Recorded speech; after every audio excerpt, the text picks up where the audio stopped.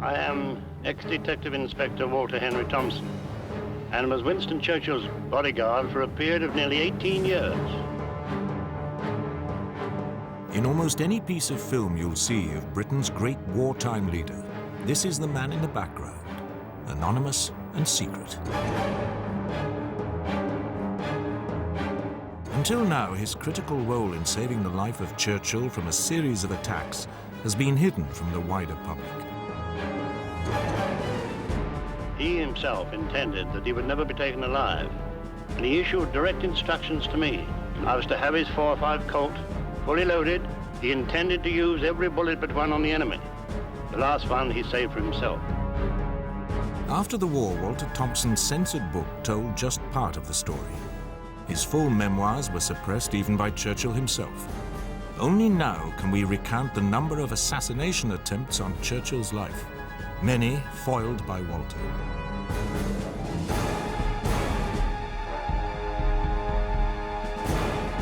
This series, with unique access to these incredible memoirs, reveals for the first time the story of Walter's life with Winston. Together they traveled thousands of miles on precarious journeys to meet Stalin and Roosevelt and other world leaders. Together they rode with Lawrence of Arabia, dodged German assassins, were nearly shot down by enemy aircraft, lone gunmen, U-boats, and IRA hitmen. This is a story of the political upheavals of the 20th century. Churchill's constant brushes with death and the role played by an ex-post office messenger in preventing an early end to his life. And with this weapon, he was a dead shot. Anyone that came within range of this weapon would never survive.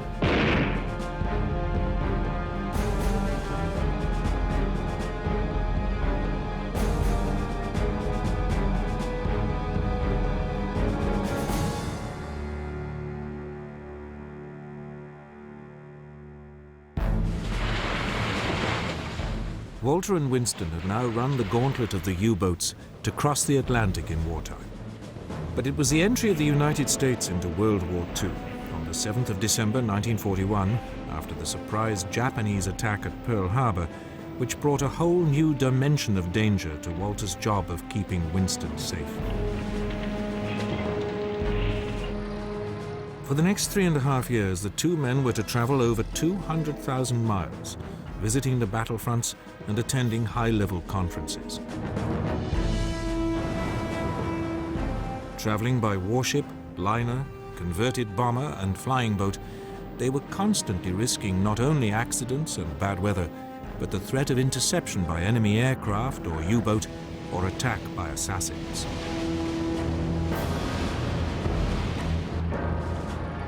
Indeed, before many months had passed, Winston was to come within seconds of assassination by a lone gunman.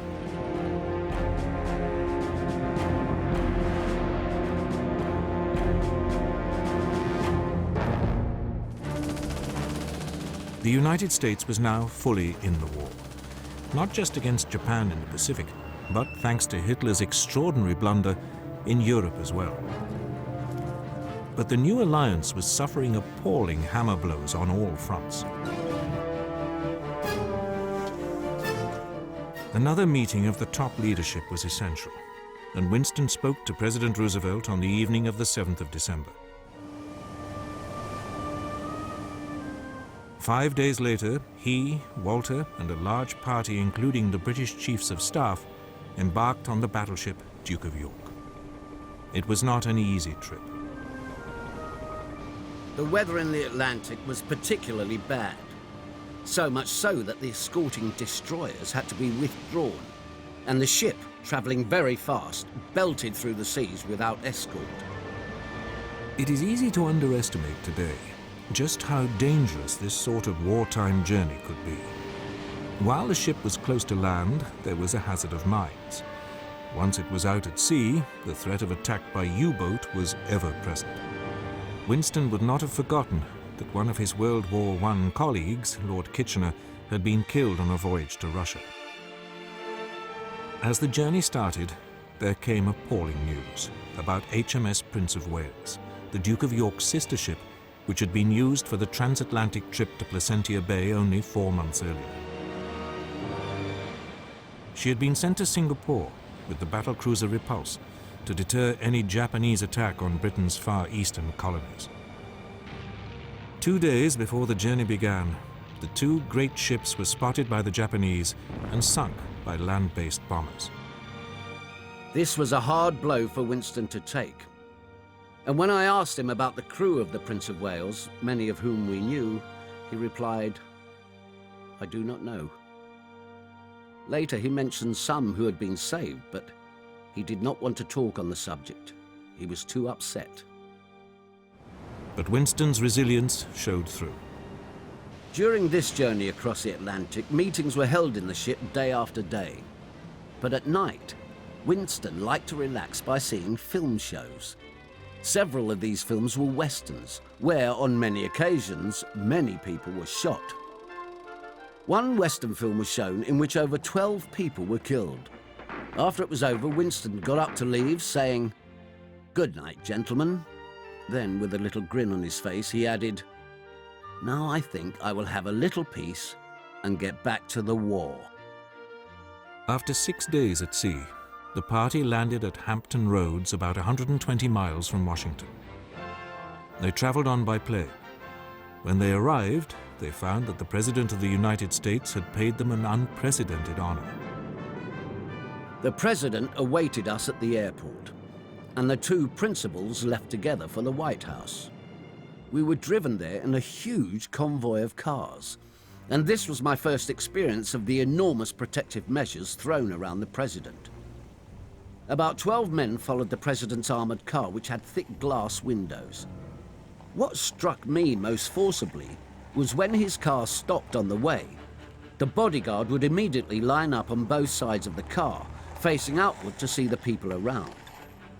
This seemed to me to tell everyone that the President was in the car, and surely a bomb in the middle would have finished them all.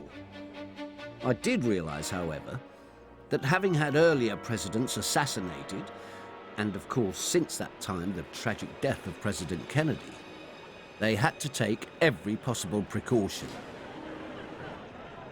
These methods are entirely different from ours, where our Prime Minister is covered only by my colleague and myself. I travel in the front of the Prime Minister's car, and my colleague in one behind. In our travels, we avoid as much as possible drawing attention to ourselves, and most times in going around England, we could travel by car without being recognized. The President had also insisted that Winston and a few close aides, including Walter, should stay at the White House. On arrival at the White House, the President went into a large room where one by one Winston introduced us to him. He shook my hand warmly and said, "Well, Thompson, I'm very glad to see you again, and to see that you have taken such good care of the Prime Minister." What was to be called the Arcadia Conference began immediately, and over the next 3 weeks the British and US Chiefs of Staff were to have 12 formal meetings, while the 2 leaders held their own private discussions.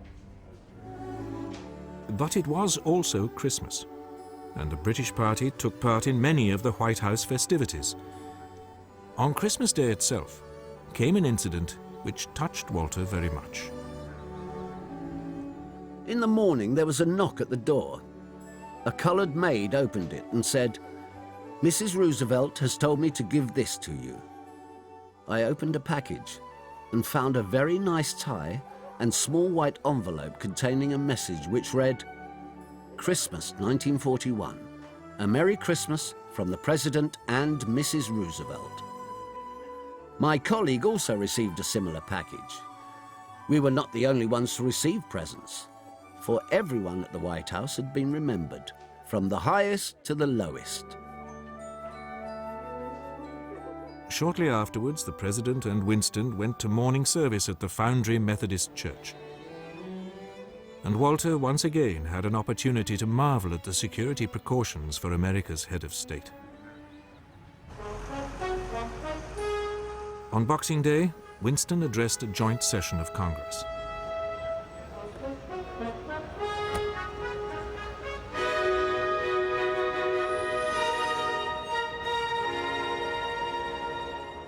The invitation was an unprecedented honor for a foreign statesman.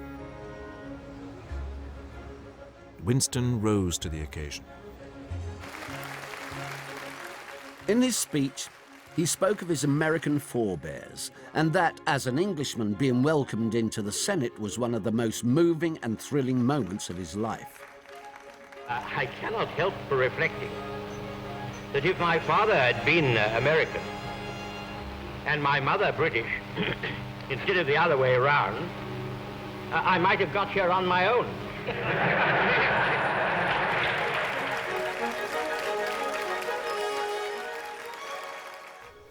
As Winston left the Capitol building, came another of those incidents which always made guarding him so difficult. A large crowd had gathered, and immediately he saw them, he walked towards them, giving the V sign. The Secret Servicemen asked him not to go too close, but all the notice he took was to continue his walk and remark, "It is nearly always the unexpected that comes off." Incidents like this always terrified Walter. But he would have been even more concerned if he had known that the next time Winston's life was in danger would come within hours, and that it would happen while he was apparently under secure guard.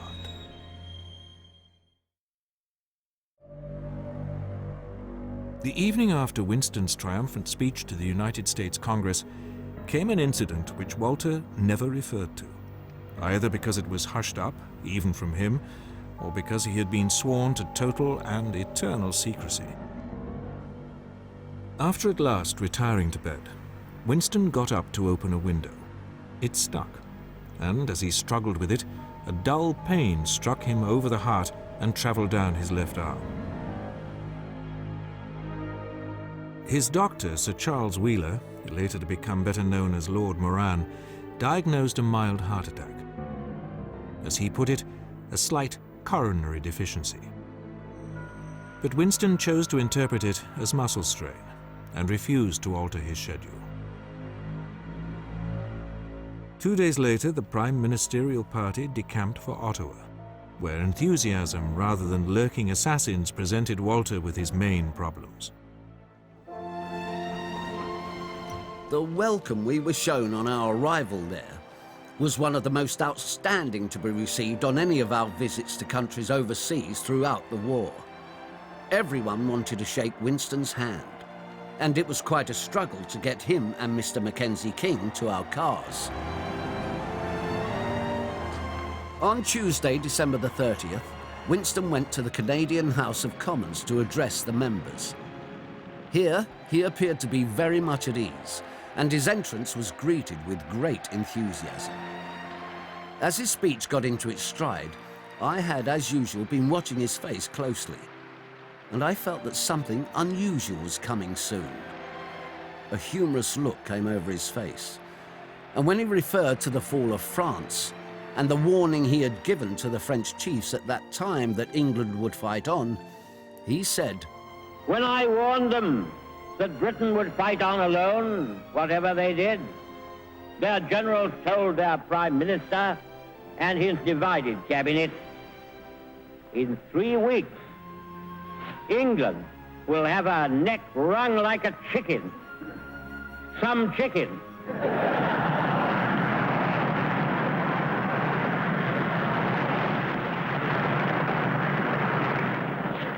Some neck. Our visit to Canada being concluded, we left again for Washington by train on New Year's Eve, which carried us out of the old year of 1941 into the new 1942. As midnight approached, the Prime Minister called all his personal staff, together with the white and coloured staff of the train, into the dining car. There we all joined hands and sang Auld Lang Syne, after which drinks were served, and Winston proposed the toast. Here's to a year of toil, a year of struggle and peril, and a long step forward to victory.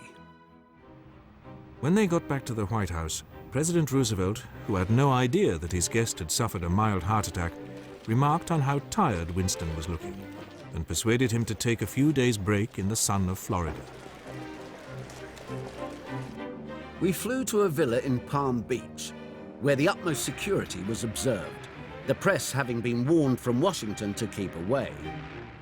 Although we expected him to relax for the first day, he worked through until 5 a.m. the following morning. The next morning it was modesty rather than security which became Walter's main concern. I was standing on the sandy beach with Winston, and he said, "Make the best of these few days, Thompson. You need a rest as much as I do. The President has told me to relax and that I shall not be disturbed as nobody knows I'm staying here. I can do just whatever I wish here. I shall certainly enjoy swimming." I mentioned that I would go into town to purchase some swimming shorts for him and myself. To my surprise, he said, "I don't think I need any. It is entirely private here, and I've only to step out of the back door into the sea." I noticed then the impish grin on his face as I said, "But there are 2 villas over there, and if they have binoculars, they will see you." The grin broadened as he said, "If they are that much interested, it is their fault what they see." Later, he left the villa with a large towel over his shoulder, which dropped off as he walked toward the sea. I picked it up and held it round him as he walked.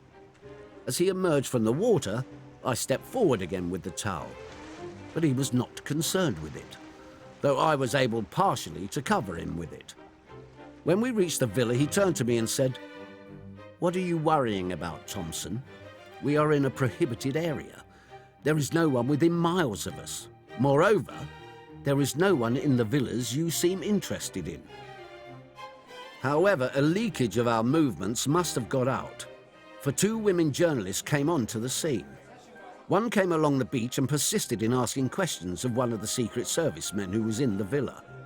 On his refusal to answer her, she suggested that he met her at her hotel that evening to talk. He did not go. Neither did she appear again. This was the only human interruption during the holiday. Though at one moment it seemed that Walter might have to take on a different sort of attacker. The morning before we left Palm Beach, it was raining, but Winston decided to bathe before leaving. A Secret Serviceman told me that a 15-foot shark had just swum within a few yards of the shore, but it was thought to be harmless. I told Winston, but he said, "I'm not so sure about that. I want to see his identity card before I trust myself to him." However, he entered the water, and after a swim, he said as he emerged, "My bulk must have frightened him away." We arrived back in Washington on January the 10th, 1942. And so, as to continue the secrecy of Winston's movements, the President made a speech in Congress, saying how stirred they had been by his visit and wishing him a safe return home. In effect, we were to remain another 5 days at the White House. The Arcadia Conference, as it was codenamed, ended with considerable achievements, and ones which particularly pleased Winston.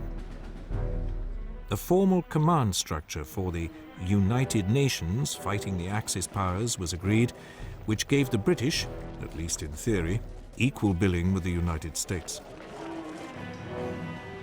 The United States accepted that priority must be given to defeating Germany first.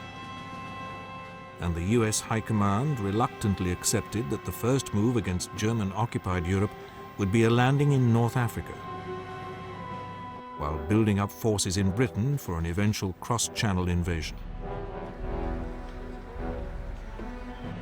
President Roosevelt also gave the go-ahead for a massive increase in US war production. His country would now become the true arsenal of democracy.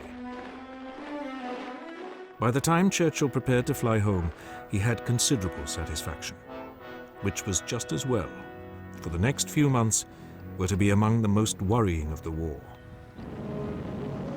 The plan for the return to London was that the Prime Minister's party would fly to Bermuda on board one of the 3 long-range Boeing Clipper flying boats which had been given to British Overseas Airways for transatlantic flights.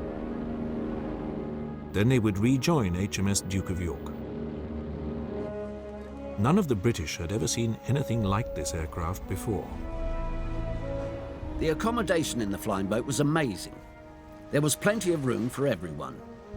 Winston relaxed and wore his rompers for the trip and took over the controls during the journey. The efficiency of the plane impressed him so much that he asked the pilot, Captain Kelly Rogers, if it could make the long journey over 3,000 miles to England. He was assured that it could. Together with the other members of the staff, I was very apprehensive about this, and our voices were raised as to the danger of such a trip. Winston, however, was adamant. He felt sure it was perfectly safe, although he knew only too well that flying the Atlantic was still in its early stages. However, he decided to fly. From every point of view, Walter was quite right to voice his objections, for this type of long-distance flying was still extremely hazardous. Only a few months earlier, the plane carrying Arthur Purvis, the head of the British purchasing mission in Washington, to Placentia Bay, had crashed.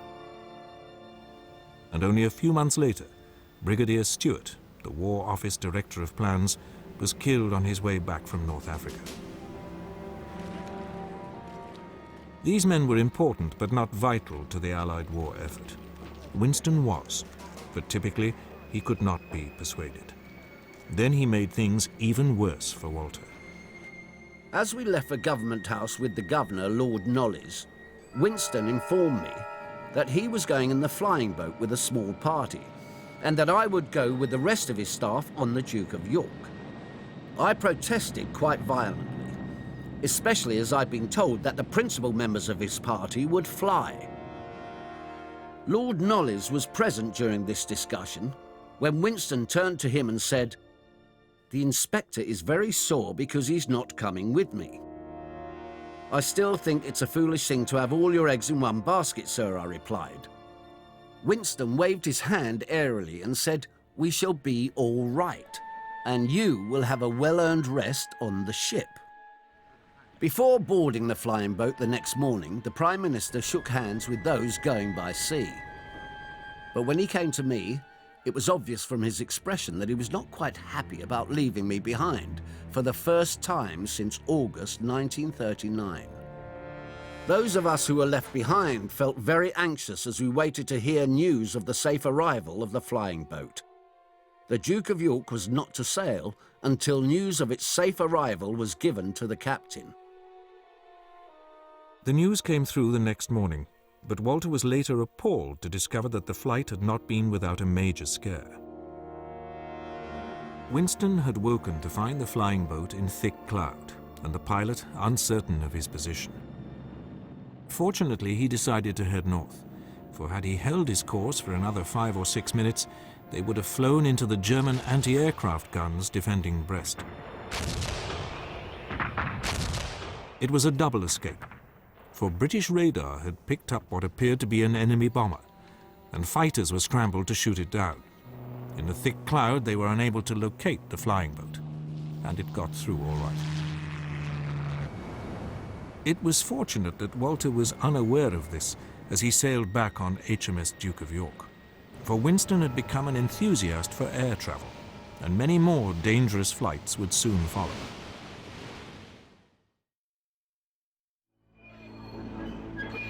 Churchill's most immediate danger, as he got back to London in January 1942, was from his own colleagues rather than the enemy.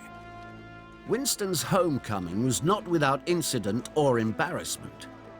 For during his absence, a small group in the House of Commons, mostly of the left, had criticised his conduct of the war. He demanded a vote of confidence, which resulted in an overwhelming majority in his favour of 646 votes to 1. It was as well that Winston had gained this support, for the next 3 months were almost unrelievedly gloomy. On the 12th of February came a local humiliation, when the German battle cruisers Scharnhorst and Gneisenau